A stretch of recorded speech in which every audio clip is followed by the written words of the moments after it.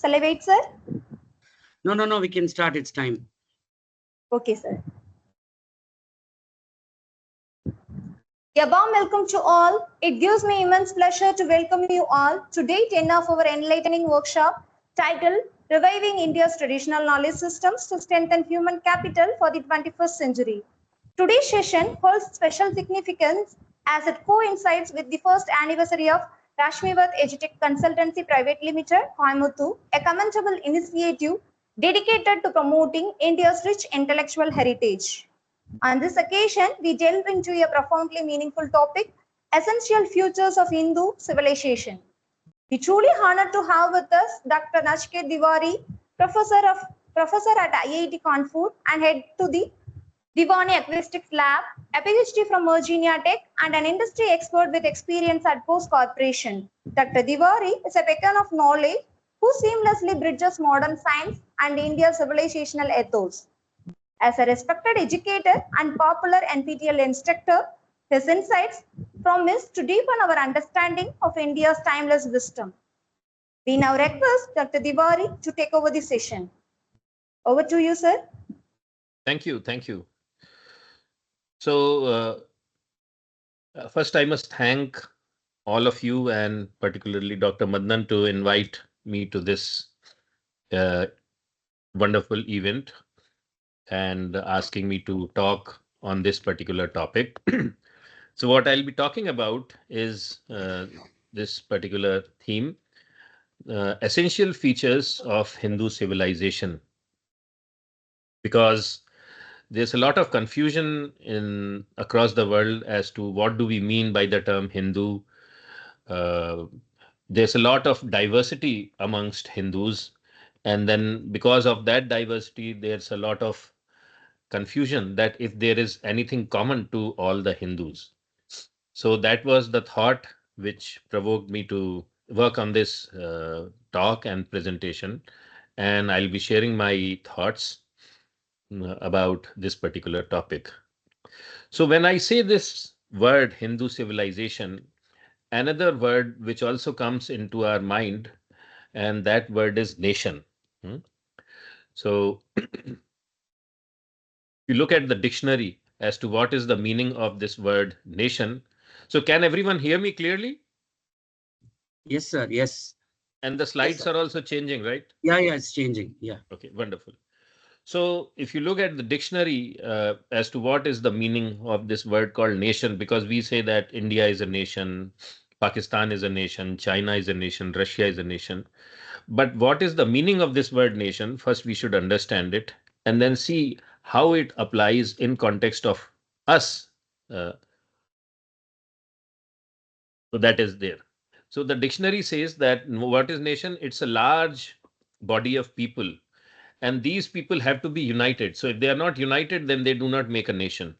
So the dictionary says that people can be united either by common ancestry, or they can have a common history and they can, because of that, they can make a nation, or they should be united on the basis of culture or language or a particular territory or land mass. So if there are a lot of people who have been continuously living in one big large area, then they become attached to that large area and they call that area also a nation. Now, let's look at different types of nations in the world with this dictionary meaning. So what you see here is a map of Europe, and you see lots and lots of countries here. You have Portugal, you have Spain, Italy, Germany, Romania, Belarus, France, Turkey, United Kingdom. And when you refer back to this uh, definition, that it's a large body of people united by descent, history, culture, or language, what you will find here is that each of these countries is called a nation because it speaks one specific language. So you go to Spain and the predominant language there is Spanish. In France, it is French. So these nations or these states in Europe are nations primarily because they speak one predominant language in a country. So this, I don't think there's any country in Europe where there are people who speak more than one language in large numbers. So in England, most of the guys speak English, German. In Germany, most of the people speak German, and so on and so forth. So language is the foundation of nation in Europe. Now let's look at some other countries, another continent, Africa. Now, when you look at this map of Africa, what you see is that a lot of, unlike in Europe, where the boundaries of different nations, for instance, if you look at the boundary between France and Germany, it's not a straight line, it's jagged, rugged, and not a straight line. But a lot of these countries in Africa, they are divided by very straight lines. And the reason why this is the case is because when Europeans came and colonized Africa, then they wanted to make different administrative units and they drew straight lines between different countries. And they said, okay, this is what we call Algeria, and we call it Algeria because this is the landmass where we think Algeria nation has to be created. So here, if you go back to this definition, in Africa, a lot of geographical boundaries of nations are based on this last attribute, inhabiting a particular country or a territory. So these are, so here there are language based nations, here there are territory based nations. Then you look at Asia, and if you don't think about our country, which is Bharat or India, but you look at China or Iran or Pakistan, not necessarily Pakistan, Saudi Arabia, and so on and so forth, each of these nations are based on, the idea of a people. So you go and talk to an Iranian and they'll say that, oh, we are Iranians. They have some sense of the third attribute, common descent, history, and culture. So a lot of these countries or nations in Asia, they are what they are based on their commonality of history, descent, or culture. But you think about our country, Bharat. Now, from Kashmir to Kanyakumari and from Gujarat to northeastern Bharat, if you go across the country, you will find that the language changes several times. The races of people, features of faces and all that, that also changes several times. Worship practices are different. Somewhere people may be worshipping Murugan. In another place, they may be worshipping Vishnu. In another place, they may be worshipping Devi. In another place, they may be worshipping Hanuman. So worship practices are also different. So Bharat, likewise, region also, there are several regions in the country. There are regions where there are lots of mountains. There are regions where there are deserts. There are regions where there are rivers. There are regions where there are, deep forests. And then you have extremely high mountainous, snowy regions, as in Himalayas, and so on and so forth. So all these parameters, which were mentioned in this definition of nation, as I pulled it out from the dictionary, they do not apply to our country. They do not apply to our country. And yet we call ourselves a nation for some reason. And for the same reason, we have been interacting and united for last several thousand years. And that basis of unity of Bharat is not language, it's not race, it's not food habits, it's not worship practices, it's not region, it's not descent. What is very unique about our country is that if you look back at our history very carefully, you will find that this country, Bharat, is called Bharat and it is a nation because all the people in our country, from northernmost parts in Kashmir to coming down to Kerala, from west to east, all people have very strongly subscribed to the idea that we are worshippers of knowledge. The primary purpose why Bharat exists and its people call themselves Bharatiya is because they pursue knowledge. So it doesn't matter when you go to a person in Kerala or in Kashmir or in Assam, this tradition of worshipping knowledge, learning knowledge, pursuing knowledge, expanding knowledge, and designing our society on the basis of knowledge or gyan, this is something extremely unique about our country, and that is the most important unifying feature of our country, Bharat. In fact, the word Bharat, one of the meanings of Bharat is that this is the place which shows light to the entire world. So the first part is Bha, means awareness. So Bharat has two components, Bha and Rat. So Bha implies awareness and Rat implies one who is engaged in generating awareness. So Bharat essentially means, literally, it means a country of people, a country where people are consciously engaged in the creation and production of knowledge and using that knowledge for the benefit of entire humankind. But it is not just this word alone. Let's look at this whole big uh, circle. Actually, I'm just skipping two slides because I have about hour 15 minutes. So if we look at this slide, knowledge or gyan, that is the first defining feature of Hindus. So if you are a Hindu or if you belong to a Hindu civilization, the first and the most central feature of such civilization is knowledge and pursuit of knowledge. Now I'll explain this further. So knowledge is at the center. And if someone were to ask that amongst Hindus, what are the important traditions which have grown and survived and proliferated over last several hundred to several thousand years? So the first one is the Vedic tradition. There are lots of people, in fact, most of the people amongst Hindus, they are related to the Vedic tradition. These people are practitioners of knowledge, and we will explain that later. The second tradition is the Bauddha tradition.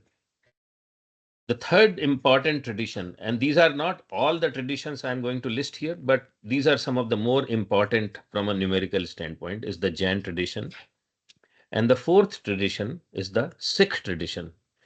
And embedded in the words Jain, Bauddha, Vedic, and Sikh, embedded in these words itself is the idea of knowledge. So we'll consider and look at each of these words carefully, one by one. You have the first word is Vedic. A Vedic is a person who is practitioner of the concepts and principles which come out in Vedas. And Vedic, the word Vedic comes from the word Veda or Ved, which is a Sanskrit word. And Ved is related to this root called Vidya, which is knowledge. So without knowledge, this word Ved will make no sense. And of course, if without knowledge, the term Vedic will also make no sense. So embedded in the word Vedic is this concept of knowledge. Let's look at the second word, Bodh.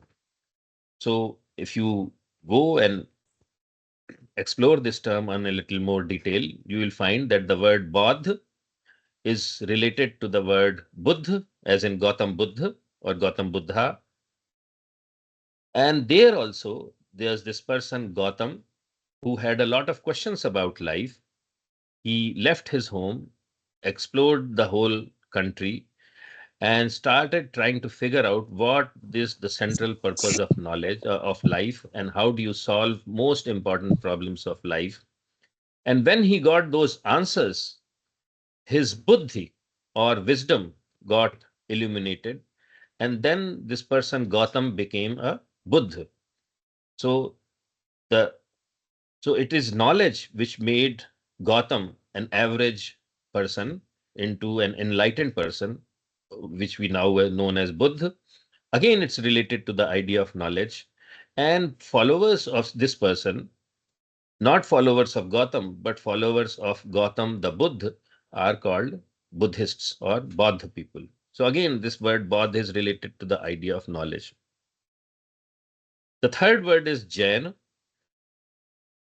This is again related to this root called Jina or Jin. So a person who follows the practices of Jinas is called a Jain. And one would wonder what is the meaning of the word Jain or Jin. So a Jin, if you go and look in Sanskrit and Pali texts, not Pali, Prakrit texts, you will find that the word Jin literally means a person who has conquered himself or herself. And you can conquer yourself only through the pursuit of knowledge, because I can conquer some other person, some other person's property through use of force, but I can conquer myself only if I become aware and knowledgeable about myself. So a jinn is a person who has perfect understanding of oneself, and that understanding again comes through knowledge. And a Jain is a person who is a follower of a jinn, and jinn is a person who knows about himself or herself to the fullest. So again, this idea of knowledge is embedded in the word Jain. The fourth word is Sikh.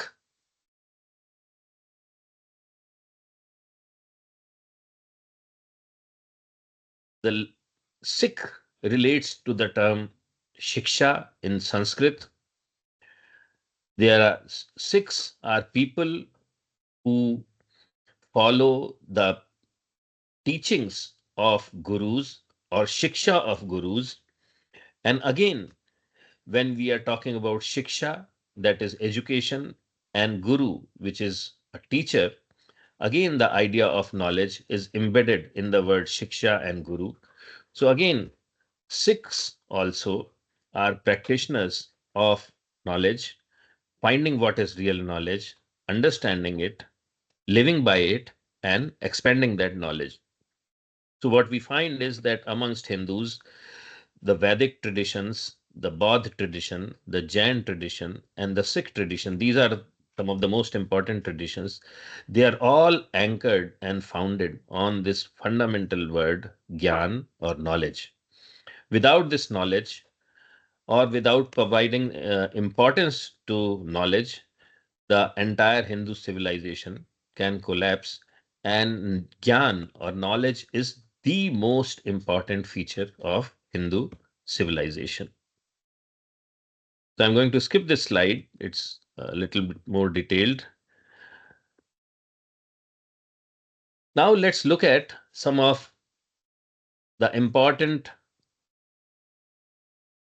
manifestations as to how this idea that knowledge is very important and it has united all of us who are affiliated with this Hindu civilization. How is this idea of knowledge? It appears in our lives and our thinking in several ways. So if you look at Hindu texts, there's this word called Satchidanand. It's quite often used as a referent to Ishwar or Bhagwan. And embedded in this word Satchidanand also is this idea of knowledge. Because when you look at this word carefully, it's made up of three terms: Sat, that is the first component; Chit, that is the second component; and Anand, that is the third component. So let's look at let's try to understand the meanings of these three terms. which joined to make this word called Satchidanand. The first word is Sat. Sat relates to the idea or the notion of truth or reality. So Ishwar has three dimensions or three facets. The first facet is that Ishwar is real, Sat.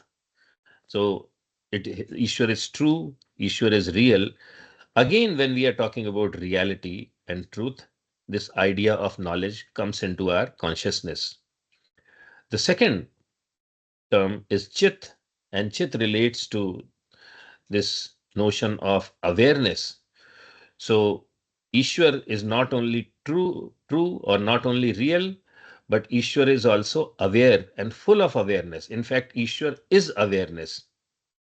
So that's another dimension of Ishwar, Chit, awareness. And again, if you are not knowledgeable, you can never be aware. So awareness, so Sat and Chit both are very tightly connected to the idea or this term of knowledge. And then the third word is Anand, which is absolute happiness or absolute bliss, which essentially implies that Ishwar is true, is real, is aware, and is Anand or perfectly happy or absolutely blissful because Ishwar is truth and Ishwar is aware. Without truth and without awareness, there cannot be Anand or absolute happiness.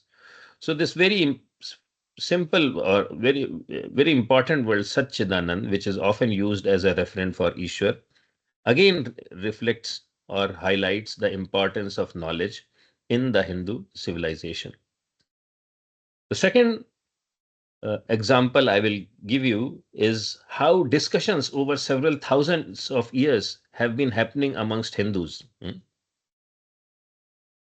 And these people have belonged to different traditions, but because they have, uh, but regardless of each person's background, social, regional, linguistic background, they have been interacting with each other over thousands of years respectfully and trying to develop on each other's ideas. So this is one example. So it turns out that there was a very important scholar by the name Panini, and modern historians place him about 700 to 600 BCE. And he wrote an extremely important work in the area of grammar.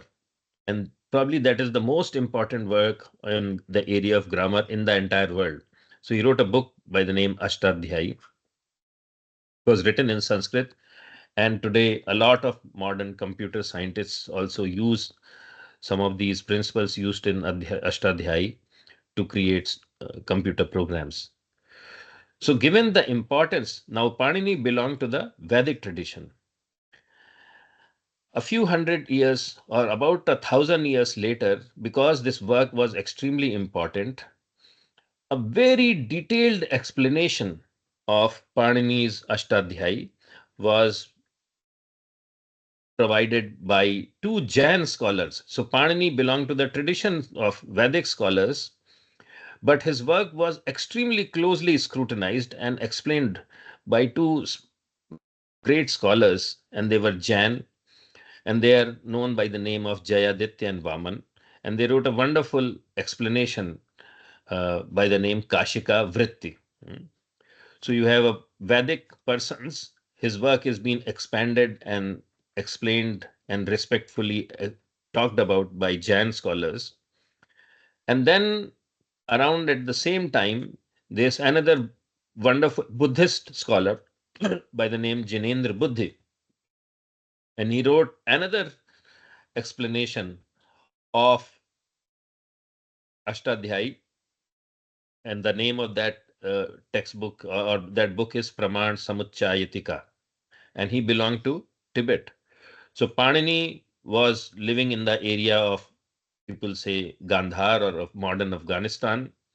You have Jain scholars, probably from southern part of India, commenting on his work. Then you have a Buddhist from Tibet, again explaining his work in detail, and then a Vedic person in 11th century by the name Hardat.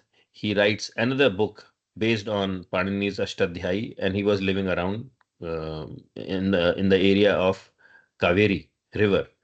So people from across different parts of the country, they are interacting with each other. They are not bothered that, oh, this person is from southern part or northern part or eastern part or western part. They are not bothered whether this person is practicing Jain tradition or Vedic tradition or a Buddhist tradition. But because they are married to knowledge, they are living by knowledge, they are interacting with each other, respectfully reading each other's works, and expanding and developing upon each other's works. And this process has been happening for thousands of years. And one example is what I'm showing you here. I'll also cite another book. So there's this Madhvacharya who lived in, I think, Karnataka. And he wrote a wonderful book, Sarva Darshan Sangraha. And Madhvacharya is a bhakti. He's a devotee of Vishnu. But when he starts writing about different philosophies of Bharat in his book, he he doesn't say that I'm only going to talk about the Bhakti tradition or the Vaishnava school of philosophy. In his book, he discusses all the philosophies which he was aware of at that time in Bharat. So he starts with materialist philosophy of Charvak. Then he talks about Nyay, Mimamsa, Sankhya, Vaisheshik, Yog, Advait, and amongst Advait, different types of Advait, then Dvait, and so on and so forth. So that's why he called his book as Sarv Darshan Samgrah. Again, the point is that here is a scholar who is very strongly living by the principles and the philosophy of the Bhakti tradition. But when he is writing a book, he doesn't let his personal inclinations and preferences obscure or blind um himself to the presence of different traditions. So he respectfully discusses different traditions and analyzes different philosophical traditions in our country. And then the last point I like to make in this context of knowledge is that we know this word called Shastras. And then in Western traditions, we have this word called commandments, like you have 10 commandments in Bible. And those commandments have to be, a true Christian has to live with those commandments because they are commands of God. But when we talk about Shastras or Hindu texts, whatever is written in Shastra, no one says that you have to blindly accept that word or sentence. Rather, the insistence is that you have to think about those texts, analyze them, try to figure out the underlying logic based on evidence and pramanas. And only once you are convinced that yes, it makes a lot of sense, then you accept whatever is written in Shastra. Till then, your knowledge or the process of your acquirement of knowledge is not considered complete. This is very fundamentally different, as I mentioned earlier, uh, to Western and Islamic traditions, where whatever is written in the book has to be taken as a command and you have to just blindly accept it and follow it. This is very fundamental difference. And the same thing that one need not follow some word or some sentence as a commandment is written, or the same thing has been mentioned by Lord or Bhagavan Krishna in Gita. In Gita, in the last chapter, he says that, "O Arjun, this is iti me jnanam akhyaatyam guhyat guhitaram maya vimrashyat adesheshen yathechhasi tatha kuru." So what here Krishna is telling Arjun is that, look, Arjun, I have explained you and given you all the knowledge which I could. Now it is your duty to think about all this knowledge which I have provided you, analyze it, contemplate it, vimarshetad sheshena. So contemplate on this knowledge. And then based on your analysis and your conclusions, you do what is consistent with your analysis and understanding. Yathechasi, as you feel appropriate, you do likewise. So here again, that freedom to analyze and decide based on logic and evidence, that importance is being talked about by Bhagavan Krishna himself. And then the same idea has been mentioned by Gautam Buddha in one of his directives or suttas, Kalma Sutta. He is telling a group of people who are known by this term Kalmas. So he says, "Oh Kalmas, you should always doubt. You should never be certain about any, teaching. Uncertainty has arisen in you about what is doubtful." And he says that being doubtful is not bad. Do not go upon what has been acquired by repeated hearing. So if you have memorized something, that it need not be true. If you have learned something from the tradition, it need not be true also. If you have heard something through rumor, again, it may not be true. If you have read something in a book as a commandment, it may or may not be true. So Buddha is saying the same thing what Bhagavan Krishna said earlier.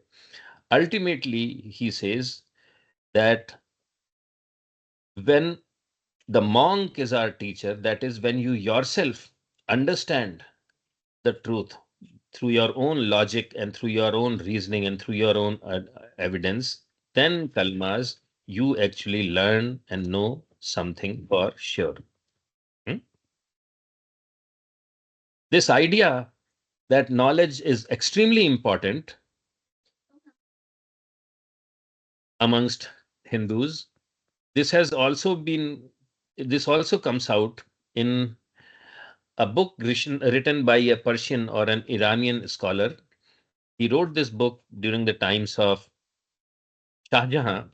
In this book, he describes different religions of the world. So the book has about 12 religions. And then in the first chapter, he discusses the religions of Iran or Persia. The second chapter is devoted purely to Hindus. And in that chapter, he talks about lots and lots of traditions which were present during the time of Shah Jahan. So he's talking about Smarti Hindus, Vedanti Hindus, Sankhya Hindus, Shakti, worshippers of Shakti or Devi, Vishnu worshippers, logicians, Jains, and so on and so forth. Nanak Panthis, that is, whom we today call as Sikhs. And he calls all these people as Hindus. So, and then later he says that all these people are Hindus because all these people provide a very significant importance to knowledge and discussion. And he describes this in his own words. So he says, who are Hindus? And then he answers that questions. Hindus are those who have been arguing with each other. So they have been discussing. If there is a problem or difference of opinion, Hindus solve that difference of opinion through argument. They have been arguing with each other within the same framework of argument over centuries. If these Hindus recognize each others as persons whom they can support or oppose in a religious argument, then both parties are Hindus. And then he cites examples. He says that Jains differ very significantly from Brahmins. So it says Jains, although they do not agree with Brahmins, they are still Hindus because they are arguing and polemicizing with Brahmins. So they are solving these intellectual differences through the process of argument and discussion. And then he makes an important comment. He says such arguments were not taking place between Hindus and Muslims. The Muslims did not share any basic terminology with the others. Muslims had their own framework, an ideological framework, the Semitic framework. So this is again very beautiful description that this is what the author of Dabistane Mazahib saw and found, that all Hindus, regardless of what their tradition, worship practices, food habits, region, language, whatever is there, The one fundamental thing which unites all the Hindus are that they provide very significant importance to understanding knowledge and expanding knowledge. So the next 30 minutes, I'll try to capture that, okay, so we are a civilization, Hindu civilization, and the fundamental goal of this civilization is to pursue knowledge, expand knowledge, and share knowledge. So then the question will be that over last several thousand years, what through this process of knowledge and discovery, what have we learned? I mean, what are the important learnings which Hindus have acquired, and what are the intellectual achievements of Hindus? So I'll cite 3 or 4 very important, unique achievements. And the first one is this idea of oneness or ekatmata. So over last several thousand years, regardless of which Hindu tradition you talk to, all agree on this fundamental notion, that this entire universe is essentially one integrated, interdependent, interconnected universe. And it comes out very beautifully in this one word verse from Chandogya Upanishad. It says, Ekam iv advitiyam. This universe is one, only one, and not two. It's one, ekam, iv, only one, advitiyam, that is, it is not two. Ekatmata. So modern term is ekatmata. So this is the second defining feature of Hindus. Okay. Now, what does it mean that if a civilization which argues that this universe is one, what does it mean for us in practical times? So because of lack of time, I'll skip some components of this slide. So we should understand that being one does not mean being uniform. So you can have oneness across the whole universe, but it need not be homogeneity. It might not be uniformity. And this is this idea that this entire universe is one, but it is not uniform. It is not homogeneous. It comes out very beautifully in this Rigvedic verse from Rigved. The Rigved says, Indram Mitram Varunamagni Mahuratho Divyah Sasuparno Garutman Ekam Sat Vipra Bahudha Vajantagnim Yamam Matarishwa Namahu. So literally what it means is that the same reality, some people see it as Indra, some people see it as Mitra. These are different names of Devatas. Some people call it Varuna, some people call it Agni, some people call it Garud, some people call it Matarishwa, some people call it Agni. But this entire universe and reality is one. But the wise people, the Vipra, Ekam Sat, reality is one. Vipra, Bahudha Vajanti. The wise people call it by different names. So this is, it comes out. So we are talking about one interconnected universe, but the same universe appears in different forms to different people, and it is explained in different ways. This is very fundamental understanding. And this understanding has been acknowledged by different foreign travelers also, that when they looked at Hindus from north to south, east to west, because of this understanding that this universe is one, there is no point in fighting about whether my understanding of reality is wrong or your understanding of reality is wrong.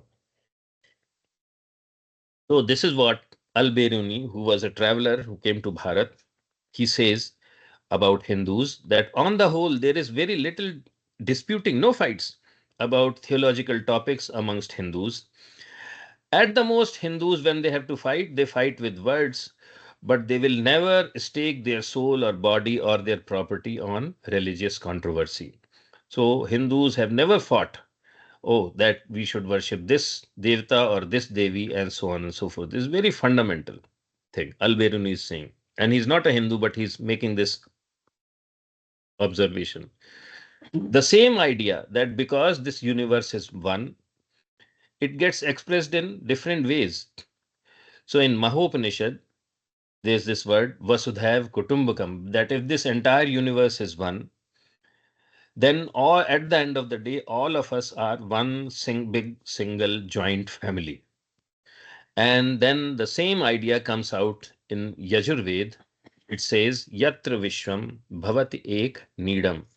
Because this entire universe is one, it means that this entire universe is the only nest for all of us birds. So here the Yajurved is saying that all of us individuals, men, women, children, animals, all of us are like little birds, and all of us belong to the same family, and all of us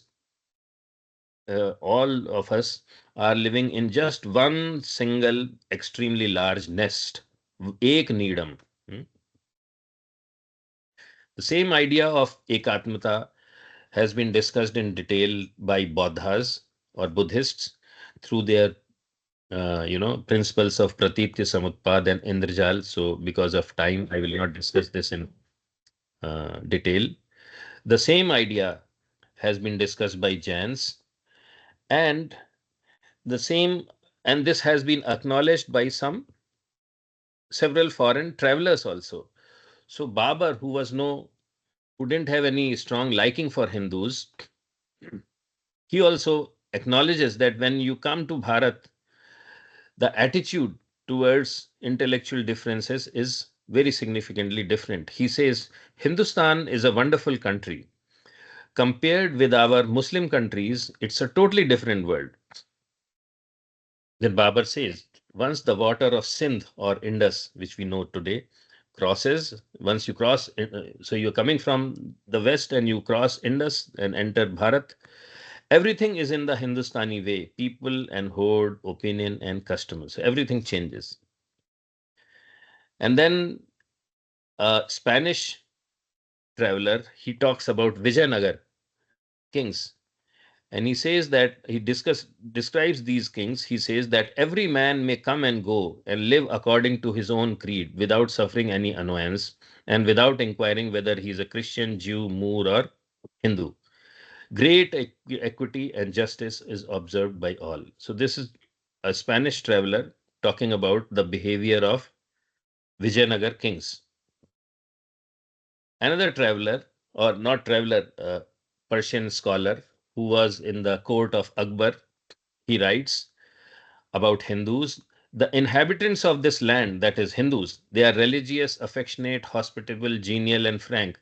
And you will be affectionate, genial, frank only if you consider this entire universe as one. It comes out from that understanding of Ekatmita.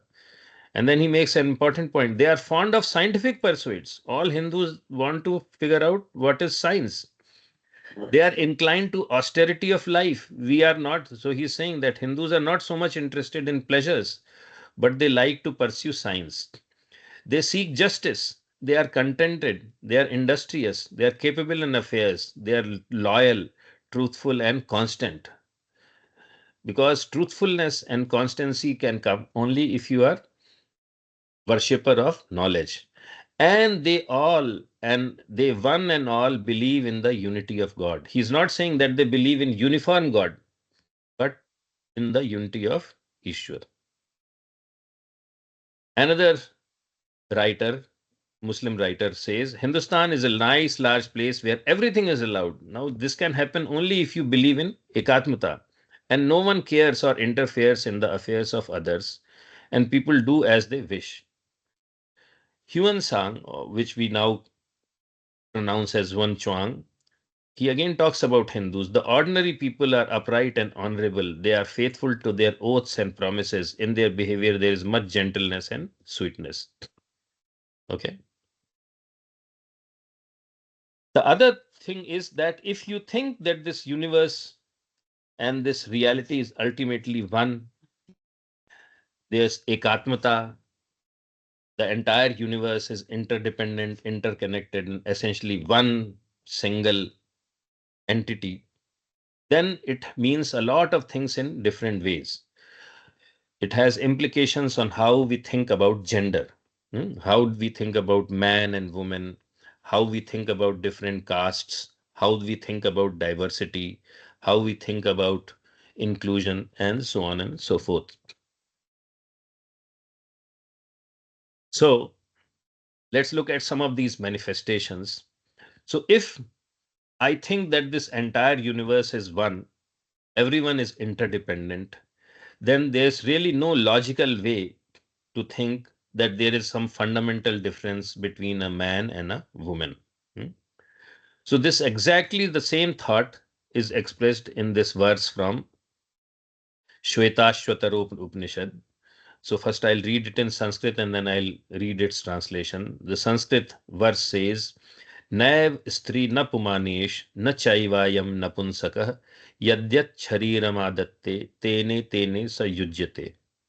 What does it mean? The Upanishad says that this Atma, because every human being has is Atma. So Atma is neither male or nor female, and neither it is neuter gender. So it's beyond that. But then how do you say that someone is man and someone is female? So the Upanishad further explains that the Atma gets attached to different labels, male, female, neuter, based on what body it bears. So once the Atma gets attached to a male body, people call that combination as male. When the Atma gets attached to a female body, then that combination is labeled as female. But the Atma is neither male nor female nor neuter. So if that is the case, then there is no logical reason for discrimination on the basis of gender. The second manifestation of this idea of ekatmata is ahimsa. We all understand, or non-violence, the idea of non-violence. So again, if the entire universe is one, if all of us belong to the same family, if all of us are interdependent, interconnected, then there's no really logical reason to commit violence on other persons or animals or environment. So this is what this verse is saying. This verse is from Vedaranyak Upanishad. So I'll read it first in Sanskrit. It says, Dvitiyadvay bhayam bhavati. Literally what it means is that if there are two or more than one, then there is a need to have fear. Because when do I fear? When I see that there is a lion and there's me. So lion is trying to attack me and I'm trying to protect myself. So there are two entities. Wherever there are two entities, there is a reason to be fearful. But if I view this entire universe as one interdependent reality, then there is no cause for fear. And then that is the basis for having this idea of ahimsa or non-violence. So this is another implication that our civilization has figured out that this universe is one. If there is one, ultimately one interconnected, interdependent universe, then there is no need to have to harm other entities needlessly. Of course, if someone's trying to attack me, kill me, destroy me, then I have to protect myself. But this idea of ahimsa is about minimizing harm, and that comes out from this notion of ekatmata. And the same idea is talked about by Gautam Buddha also. He says that if you truly love yourself, then you will never hurt another, because at the end of the day, the other person and you are one. And the third implication is in modern times, present times, we all of us, all of us, we talk a lot about diversity, inclusion, and equity. But at a very fundamental level, these concepts appear in this verse from Rig Veda. The Rigvedic verse says, Rupam Rupam Pratirupo Babhuv Tadasya Rupam Pratichakshanaya Indro Mayabhe Pururup Iyate Yukta Hyasya Haryah Shata Dash. So literally it means that this universe, even though it is one, it's interconnected, interdependent, but there's infinite diversity in the universe. Rupam Rupam Pratirupo Babhu. There are lots and lots of forms. It's not that because the universe is one, there is only one form or shape. They are infinite. And Indra. So here by Indra, they mean Ishwar. So the second line says Indra, that is Ishwar, through his Maya creates this infinite diversity and is attached to that. Yukta Hyasya, he is attached to that in infinite ways. Shatadash, 10,000 ways or 1,000 ways. This Indra, through the Maya, has created infinite forms and is attached to each one of them. So everything is divine. There is infinite diversity. Everything is divine. Everything is attached to Ishwar. And because everything is divine, everything has to be respected and acknowledged. So this is the foundation of what we call today diversity, equity, and inclusion.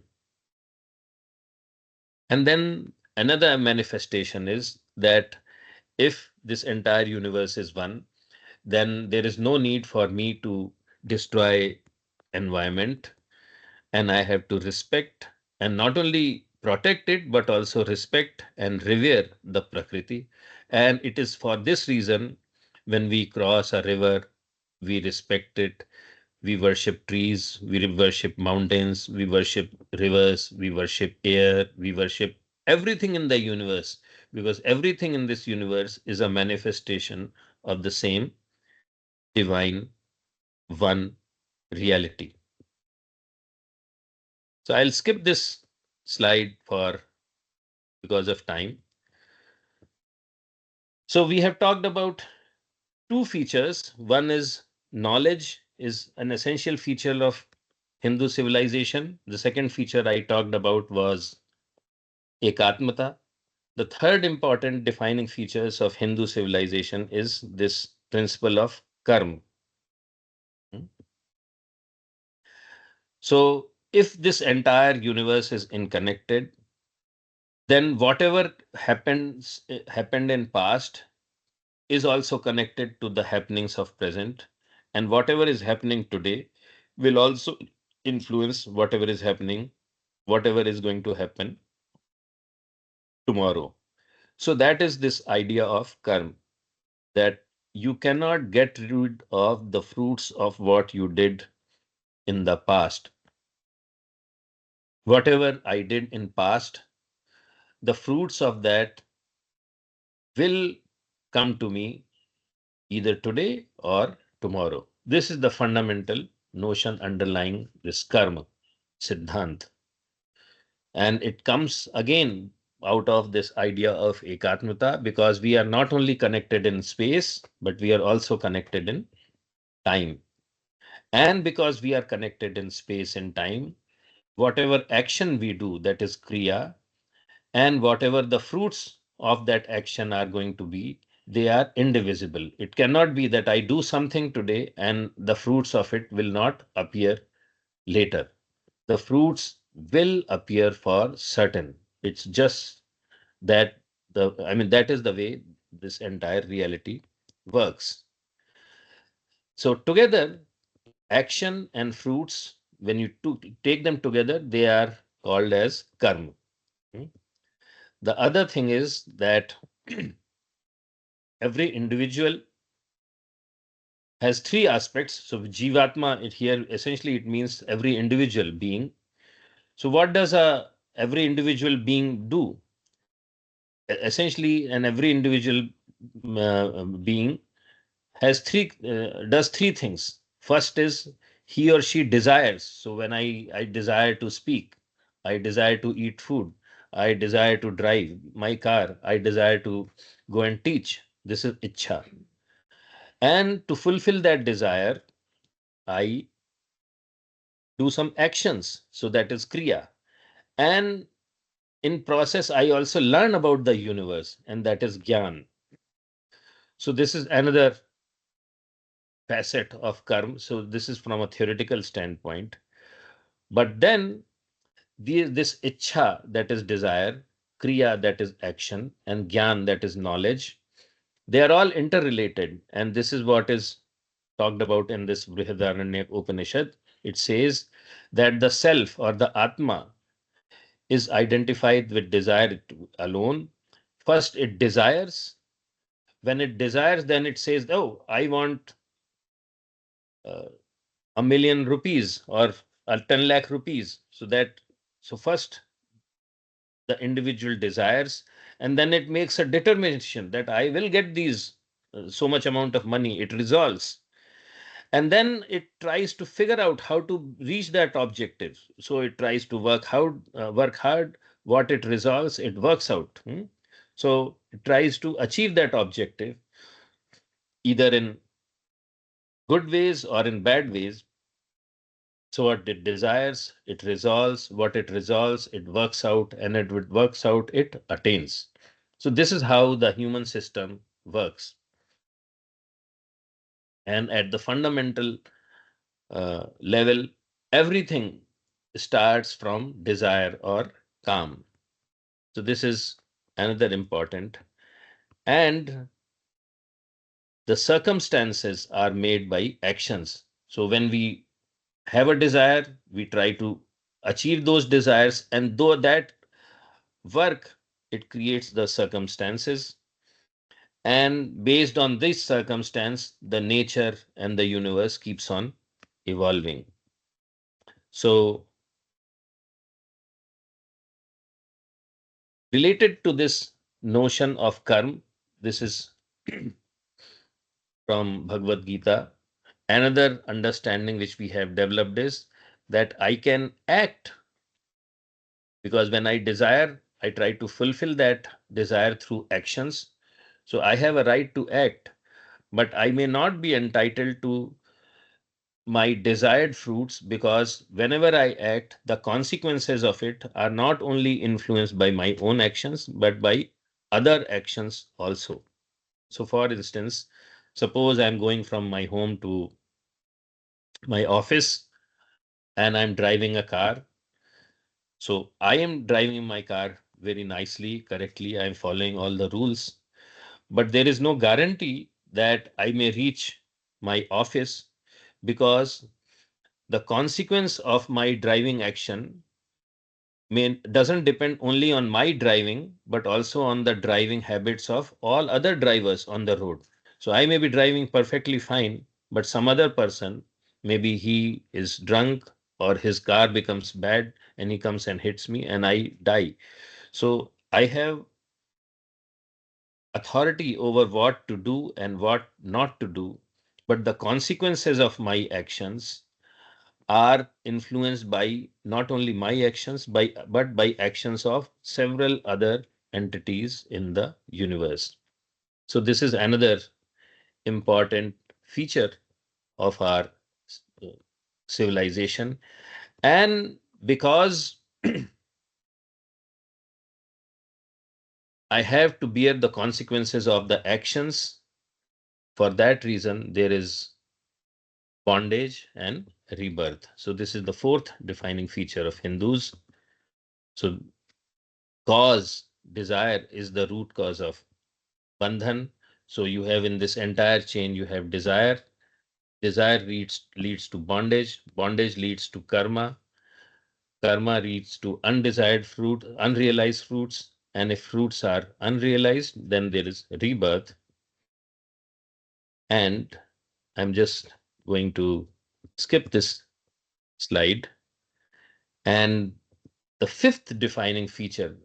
So then you have lots of choices in life, what to do, what not to do, what type of actions will give you positive benefits, what type of actions will give you not so positive benefits. So how do you figure that out?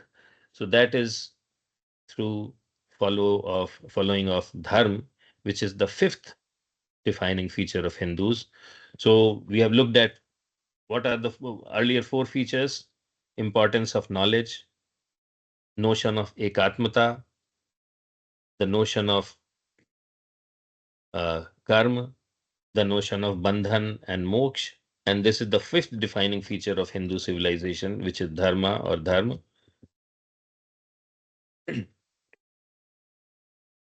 So I am going to skip this one. And the importance of righteous action has been emphasized in all Hindu traditions. There are several Hindu traditions, so I'm just going to cite some of these, and all of them are talking about importance of dharma as the guiding force behind one's actions. So remember that dharma is not necessarily religion, it is making the right choices and doing the right things. It is not about belief. Unlike, so we all several times we confuse the word dharma with religion, but religion is about beliefs, dharma is about actions. So I can worship anyone whom I like, but if I do not do the right actions, then I am not on the path of dharma. I'll say that once again.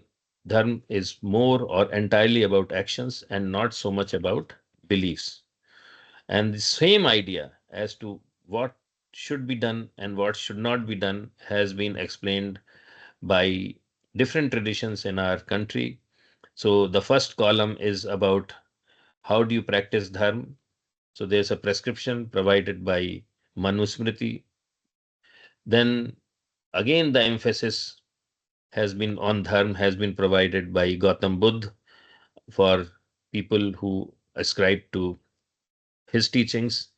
And then again, similar actions have been recommended by Jain scholars and Jain saints also. So those are the five Anuvratas. But if you look at this table, essentially the right action, you have to be truthful. It features in all the three columns. You have to practice ahimsa. It features in all the three columns. You have to practice asteya, that is non-attachment. It is there in all three columns, and so on and so forth. So all Hindu traditions, when they talk about dharma, they talk about righteous conduct, righteous actions, and what is right and what is not right conduct and what is not so right conduct. There is very significant agreement across all Hindu traditions. And if you practice dharma appropriately, then that is the path for moksha also. And moksha, at the end of the day, all Hindu traditions agree is the goal, final goal for any person who is a Hindu and who is pursuing knowledge. So this is the sixth and the final defining feature of Hindu civilizations. You may think that moksha is something very complicated, but in simple terms, it means two things. You should be you should be away from misery, removal of misery, and you should achieve unlimited happiness, that is Anand. And then I'm just going to flip through several slides. And what you will see here is that each slide this is relates to one philosophical school. And every philosophy says that at the end of the day, moksha is the goal for every Hindu. So this is from Nyaya. If you read in the lower portion, it says pain, birth, activity, faults, and misapprehensions on the successive annihilation of these in the reverse order follows release or moksha. The Vaisheshik and the Sankhya philosophies also talk about dharma as the path to moksha. He says that if you practice dharma, then you will get nishreyas, that is moksha, and also you will get abhyuday, that is prosperity and earthly happiness. Same thing is talked about by experts or practitioners of Mimamsa and Vedant philosophies. Gautam Buddha also says that it is moksha which is important, and he says it in poetic words. He says, "Seeker," that is, he's telling man, empty the boat, lighten the load, passion, desire, and hatred, and sail swiftly." So, if you get rid of your passion, if you get rid of your desire and hatred, then your boat, which he's comparing it to the human being, will be able to cross this ocean of uh, the universe easily and achieve moksha. It will sail swiftly.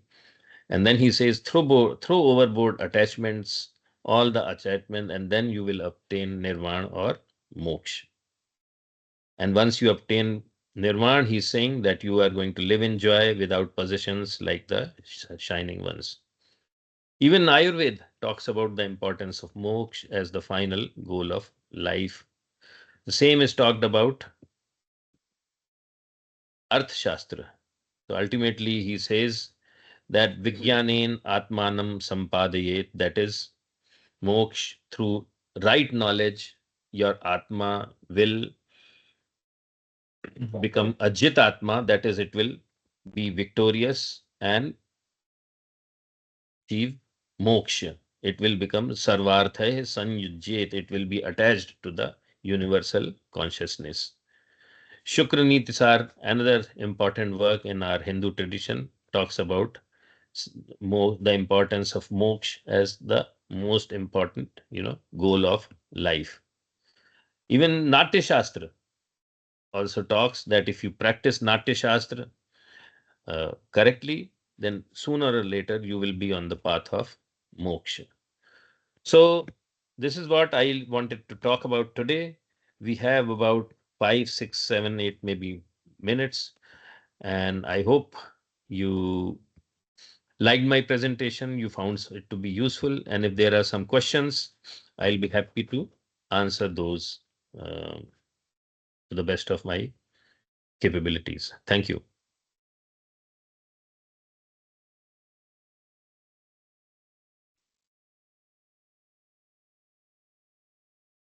Thank you, sir. Participants can interact now. If you have any queries or questions, you can ask.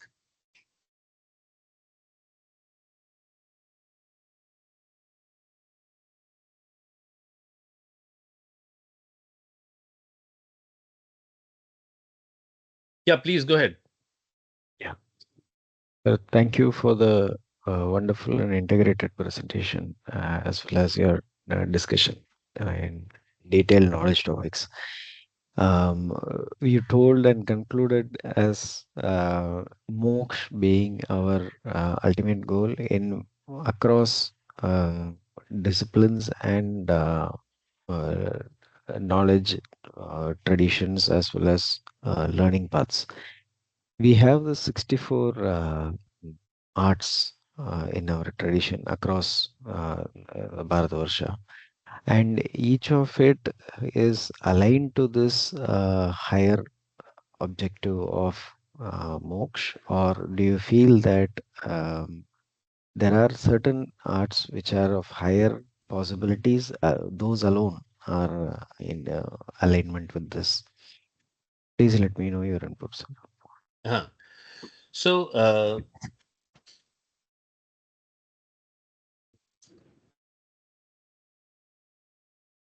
this notion that there are higher arts and there are lower arts, this is actually a Western notion. So I'll explain that. So we have this word called classical music. Hmm. So this word classical, for instance, so a lot of times it is thought that classical music is higher art. And when I'm talking about classical music, I'm talking about Western classical music. So you look at this word called classical, and it is related to this word class. You understand this? It is related to this word class. Yes. So when you go to a classical music concert in Western countries, you cannot go with a regular in a chappal or a regular kurta pajama or something like that. You have to dress meticulously. You have to look rich. You have to comb your hair properly, have iron clothes, wear a good suit and all that, and with some air of importance you have to, because I have lived in United States for 18 years, so I've been to some of these concerts, so that's where I'm coming from. And if you go and dig out the classical music, they are not average people. They belong to classes, high classes. They were not practitioners of that music for amongst average human beings. Okay, so when you look at Mozart symphony, these things used to be produced and played in from in front of very rich and influential and powerful people. Oh, That is it. It just happens that we have mistranslated our musical thing as classical music. In our country, music is either Shastriya or non-Shastriya music. Doesn't Shastriya music, Shastriya Sangeet is just that music, same music. You are playing the same bhajan. You will play it in a temple. It's not traditionally, it has not been played in concert halls and in front of big kings and all that. It used to be played in normal mandirs. You go to a temple and the person is sitting there or some lady is sitting there, and average people can come and listen to it. yes. Some people may be wearing a torn dhoti. Some people may be a rich person, but the same, it is being played to Ishwar. It is being Oh, played to Ishwar. You understand that? yes. So, in from that, when you look at these words carefully, so that is why I said there is no, our tradition doesn't talk about high art and low art. Understood, Any sir. work which you do correctly with the intention of serving Ishwar, it will lead you to moksha. Any work, forget art, any work with the right intention and mindset, it will lead you to moksha. Now, I am not a person who can talk about moksha because I'm still also, it's all theoretical knowledge. But from an intellectual understanding, any work, if you do carefully with humility and you offer it to Ishwar, that is what Krishna says in Gita also, that you do something and offer me all the fruits and you are on the right path. So there is no Yes. high art, low art as far as I see it. It's actually a very democratic system. Unfortunately, we have used a lot of Western terminologies and we have gotten confused about it. That's it. Absolutely, sir. We are trying to understand the traditional system with a Western mind. Western, yes. Thank you, sir. Thanks for your inputs.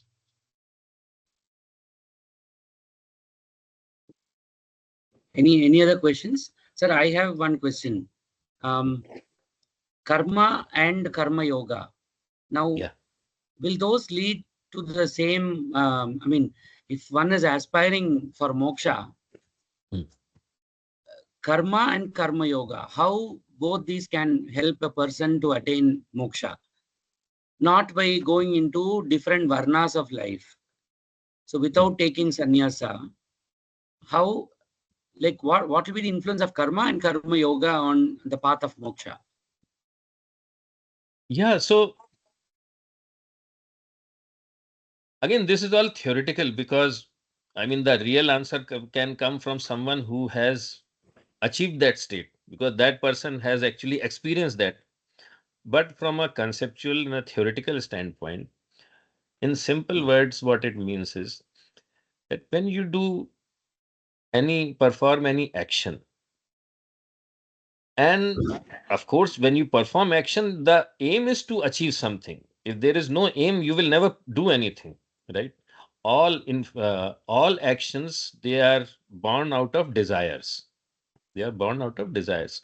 So I desire to drink a cup of coffee. So that the first point is desire, and that is what Bhagavad Gita also says. Everything starts with desire. And when the desire germinates, and this is how universe also gets created. Ishwar first desires, it desires, and then the universe appears. So same process is happening in our own individual little lives also. We desire, and I desire a cup of coffee,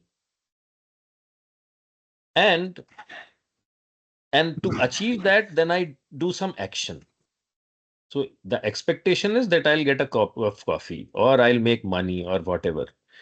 But the fruits, so till the point I do that physical action, I am in control, right? So as I explained that I am working hard, I'm driving on a road, I'm driving very meticulously and carefully. I'm doing my action correctly, right?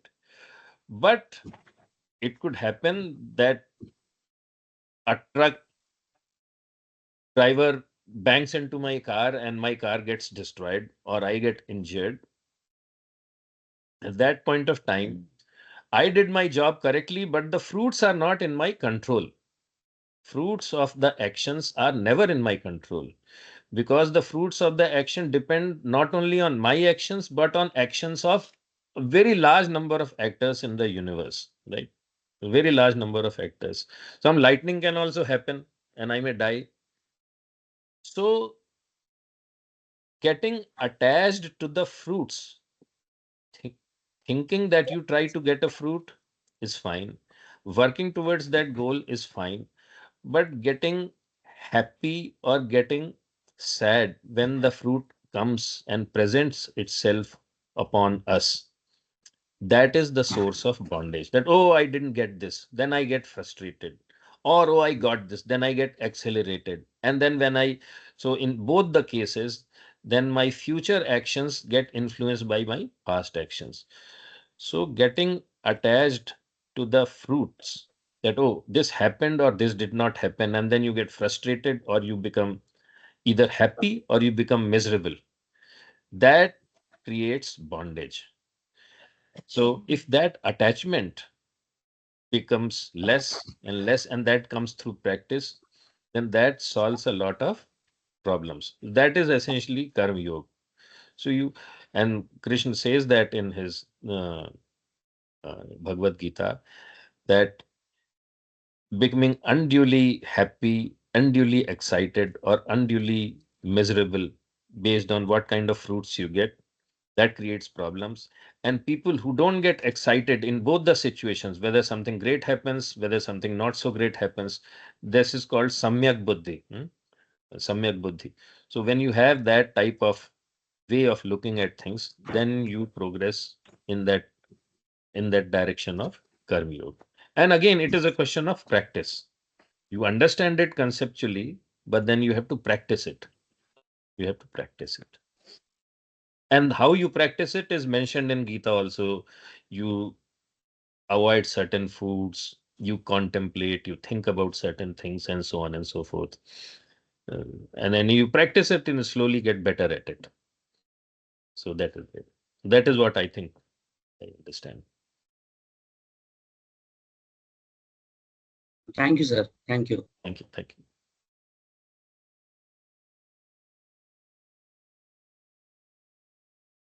Any other questions from participants?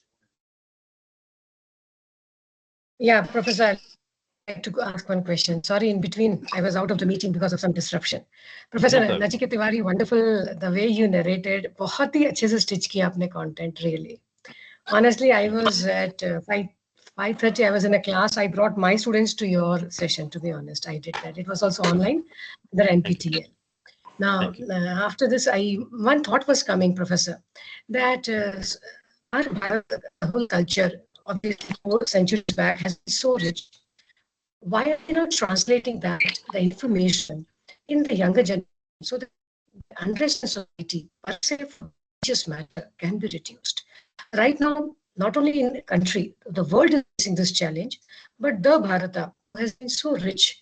Can we really be stronger than what position we are right now? Can the polarity be used?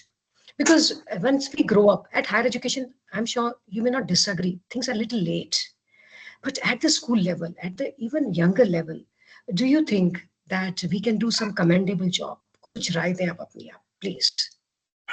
Okay. So this is a multi-layered question because there are answers to this question which have to be addressed as individuals, and then there are components of the answer which have to be addressed by institutions and the government.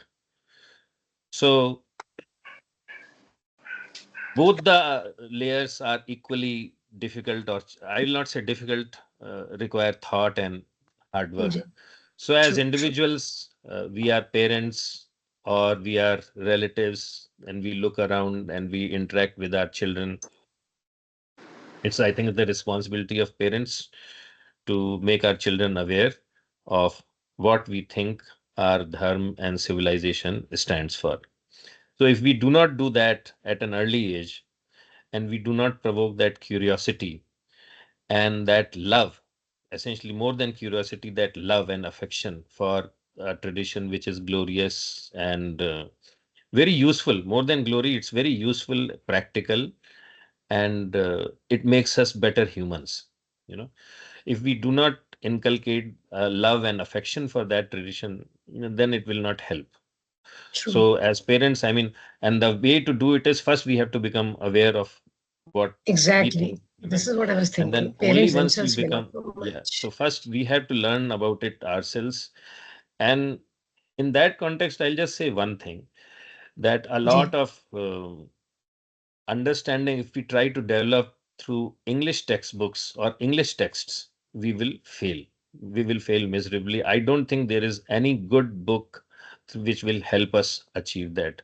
So if Great. I can read my literature and materials in our own languages, in Hindi or Tamil or Kannada or Bangla, authentic sources by actually practitioners, by written by sadhus and sons, and yeah, unless we read the originals, uh, we will not go beyond a certain point. Otherwise, we'll just get some glimpses. You read a book in English and you may get Absolutely. some small glimpse or here or there. Ji. But if you read some of the works of authentic scholars who were actually practitioners, then we will develop some understanding ourselves, and only then we can transmit that understanding to our children. So this is one part. And the second part is at the level of government, what it has to be done, or at the level of society. So when you look at others, they have actually formal structures. For instance, when you look at Muslims, every Friday, Muslims go to a place and learn True. about these things, right? On In the Friday prayer, there is a sermon by the Maulvi or Qazi, and so they have a structure. There is a structure which has been developed by Christians also. On Sunday, you read that in the mass, thing is formally taught. Unfortunately, whatever structures we had, which were very elaborate, they have gotten destroyed. So, as a society, it is the second layer of the answer is to develop these structures again. Unless you have formal structures, this will not happen. It doesn't happen just randomly. And then, of course, the third thing is that the state or the government also has to figure out ways to reinforce this such structures and such methods. So, at the level of individual and family, at the level of society, and at the level of government, all these things are required to address your concern. So it's a Herculean task for sure. And so in the second layer, actually, we have become more ritualistic rather than actually understanding why we are doing what. Our culture Yeah, has become more of tradition and rituals rather than.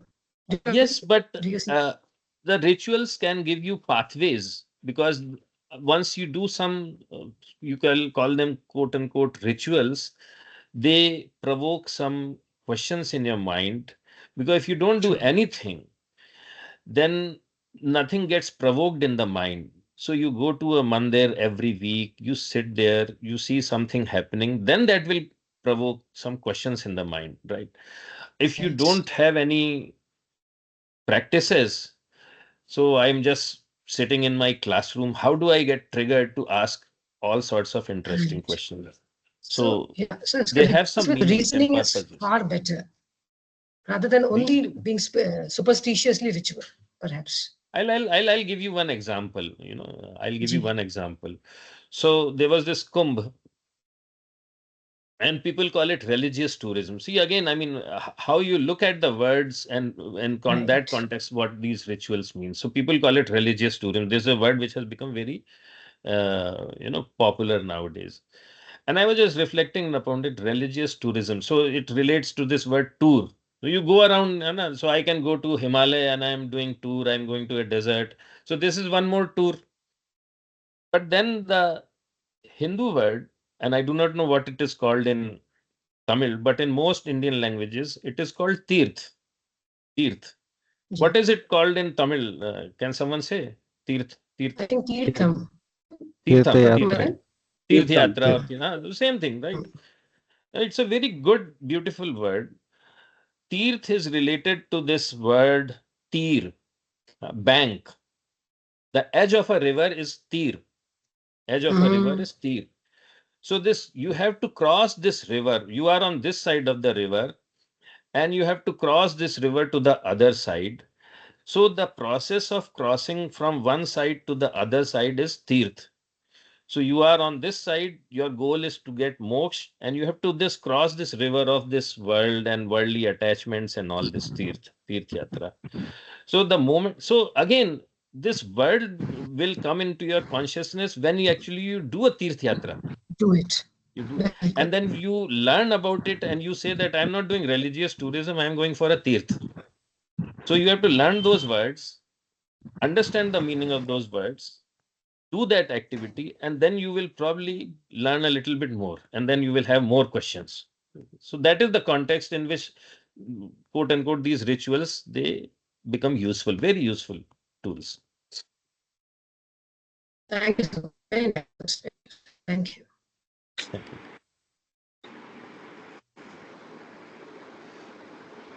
Sir, pranam, sir. Pranam.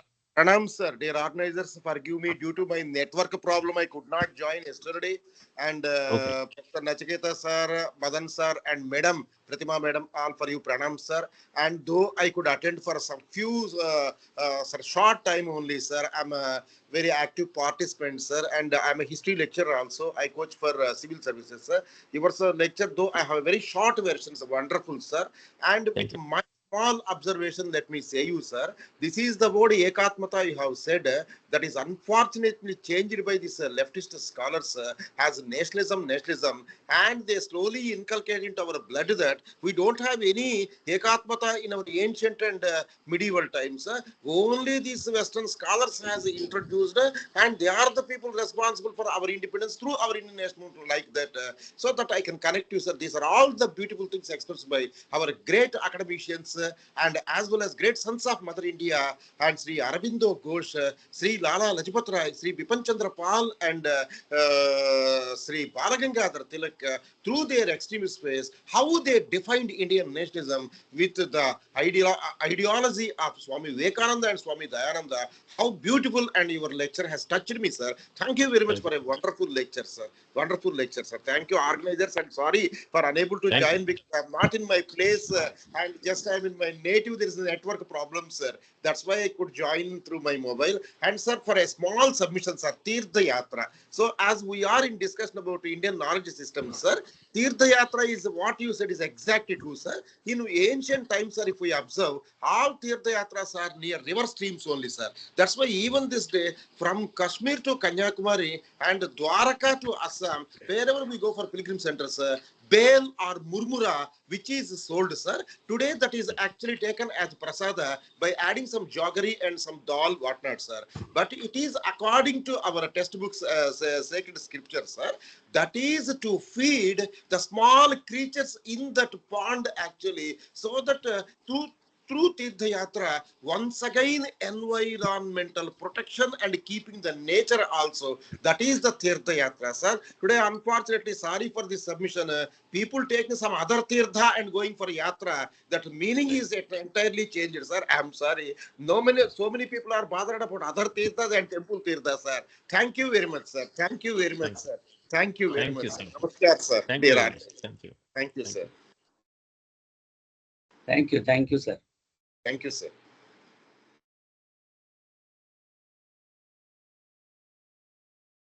Any other question? I think if we don't have any question, I think we can close. Any other questions? I don't think so. Thank you so much, sir. Thank you. Thank you, sir. Thank you so much. And Thank you very in spite much. of your busy Namaskar. schedule, I know it's early morning for you.